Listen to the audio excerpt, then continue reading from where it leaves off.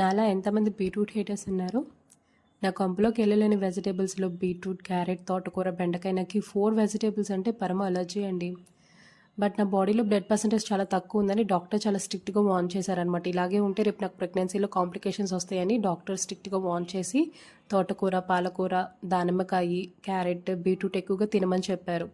So ఇంటికి వచ్చి juice చేసుకుని తాగితే వామిటింగ్ అయిపోయిందని బీట్రూట్ని స్లోగా నా బాడీకి అలవాటు చేయాలని ఇలా పచ్చడితో స్టార్ట్ చేశాను.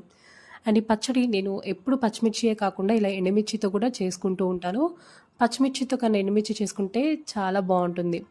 అండ్ బీట్రూట్ పచ్చడి టేస్టీగా ఉండాలంటే మనము ముక్కలు చాలా సన్నగా చాప్ చేసుకుని ఆయిల్లో చక్కగా ఫ్రై చేసుకునే దాన్ని బట్టే ఈ బీట్రూట్ పచ్చడి టేస్ట్ కూడా డిపెండ్ అయి ఉంటుంది.